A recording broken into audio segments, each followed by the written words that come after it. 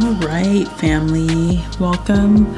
So today I'm not gonna do a reading. I just wanted to make a short video because I went ahead and was able to get the 2 oracle decks at the Mystic shop here in Old Sacramento, and luckily I went today because they only had one more of the Kuan Yin deck, and so luckily I grabbed that one. And then there was this one, the second one, the Tree Angel Oracle, and it caught my eye the last time I was there as well. So I just wanted to come on and just let you guys know, hey, I got them, and I'll be more likely using them tomorrow. There's one more deck that I ordered. I had to order it though online.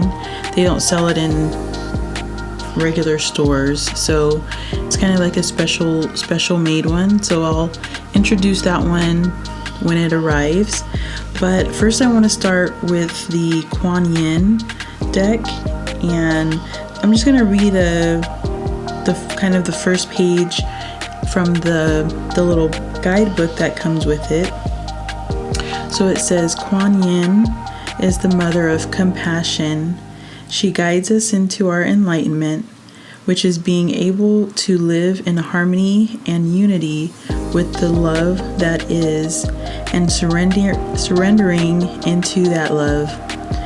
Enlightenment is not meant to be a distant spiritual goal, but something that we can choose to live at any time by choosing love, kindness, compassion, and wisdom over fear, judgment, anger, or separation from the source, the divine feminine, that seeks to nourish us so that we blossom into the fullness of our being. You are such a beautiful soul, and you have the power to co-create a beautiful life through which your soul light can radiate and uplift others, reminding them of the way of love rather than fear. You can be a source of great light, healing, and wisdom on this planet if you choose so. You are drawn to this oracle because you are ready. You are ready to grow spiritually, to be a guiding light in the evolution of consciousness on this planet, to be brave and to choose love over fear. Come bask in the loving glow, the guidance and blessings of beloved Kuan Yin, as you found her in your own heart and soul. Speaking to you from within, Namaste, beloved. She sees, honors, and nourishes your light now. Om Quan Chi Yin Posa. Om Mani Padme Hum. Awesome, very beautiful. So yeah, we're going to look a lot more into that one. I'm going to do some of the spreads that they recommend, and so there's 1, 2, so there's about 3 or 4, and then of course I can kind of create my own spreads, but it's nice to kind of just to get familiar with the cards, do some of the recommended spreads. I'm also going to go card by card, so I'll be making some shorter videos just kind of introducing us to this deck and seeing what messages each card holds, okay? And then the second one is the Tree Angel Oracle deck, and I was guided to this one because I've been spending a lot of time outside at the park and really just spending time with the trees, guys. And the fact that this one really deals with the trees, I felt drawn to it to take a look and see what it has to offer, basically.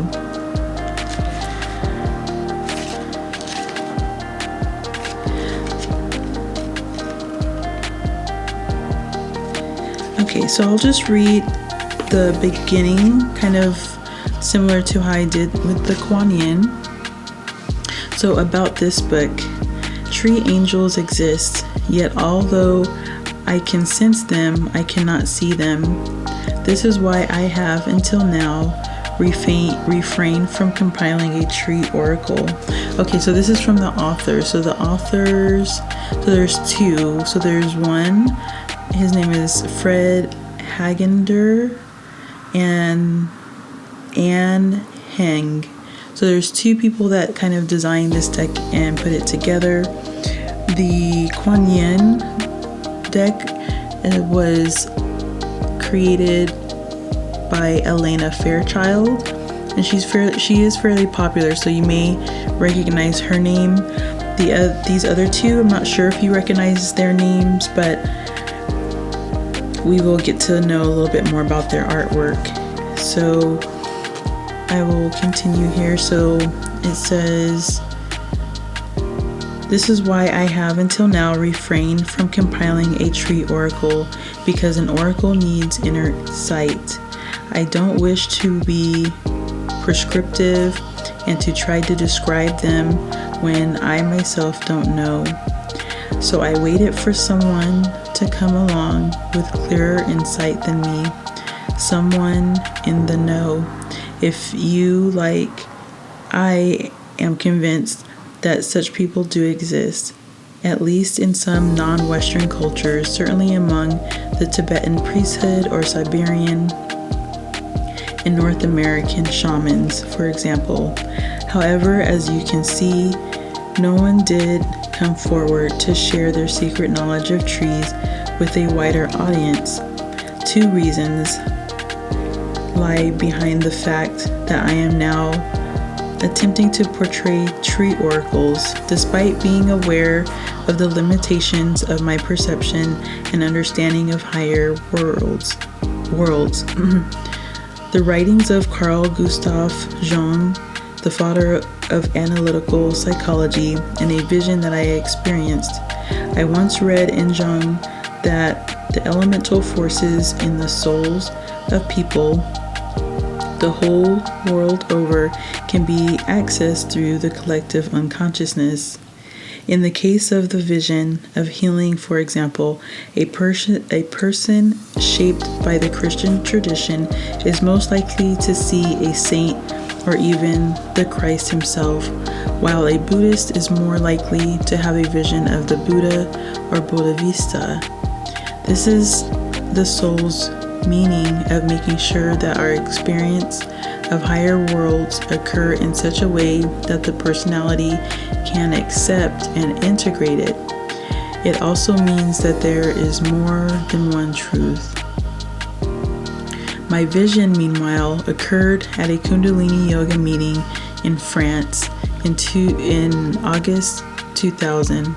It was the day of the White Tantra, and over 600 people from more than 20 countries were meditating together for hours at a time in perfectly synchronized harmony. In the afternoon, I was utterly immersed in meditation when part of my consciousness suddenly slid out of my body, and I found myself in the woods surrounding the yoga meeting. As if in a very clear and brightly lit dream, I saw myself in a clearing, but at the same time, I remained fully conscious of my body while holding the meditation posture. The clearing was circular, and I stood at the edge of it. The woodland trees that encircled the clearing were not made up of individual plants, rather they're mighty archetypes. Every species of tree from the forests of Northwest Europe was represented. Just to my left, there stood a birch. Reassuring, she proceeded to take me by the hand and introduce me to the High Council. This was awesome. It was also the moment of truth. No words were spoken, but we communicated so much more clearly with telepathy than with words. I felt the incredible spiritual presence and intensity of each of these beings. My own thoughts, motivations, and life itself lay before them like an open book.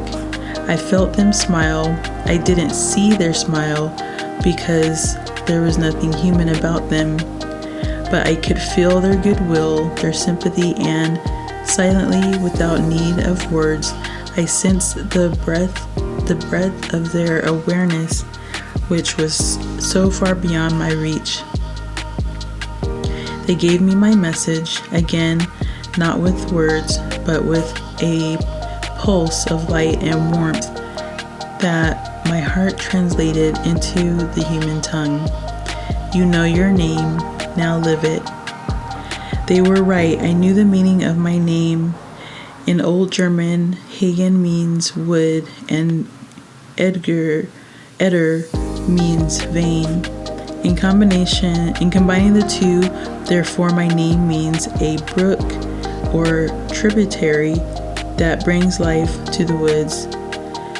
Trace this further back, and Hag is the grove, the sacred enclosed grove. And Eder or Adder, the artery, the bringer of life, is derived from Od, the cosmic life force, life itself. Like the jewel in the Tibetan lotus flower, Om Mani Padme Hum, the Od in Hag is the primeval source of life in the sacred grove. The name Fred comes from Alfred or Alfred, which means Council of Elves or Decree of the Council of Elves. To me, then, my name means it has been decided by the Council of Elves that I am to bring the woods back to life and honor the original source. Live your name, they told me, and indeed tell me still constantly. I smile in return. So that's a pretty beautiful story, and that's from Fred Hagen Eder. Okay, and so yeah, we're gonna be really getting into these cards, and it's gonna be really interesting to see because there's a set of trees that I frequently go to, and you know, there was a time when I was there doing a light meditation. You know, it is a public place, so I don't go really full meditation when I'm there, but just in a really light trance meditation and really telepathically communicating with the trees, and like they will communicate back with you. All you have to do is start the conversation, which is really interesting. So we're gonna cut it here, and I will see you guys tomorrow where we're going to do a pick a card, and I think I'm gonna start with the Kuan Yin. I really like both of them, so I don't know guys, I might be ambitious and kind of pull from both. So until tomorrow, or until next time when I see you, have a great day.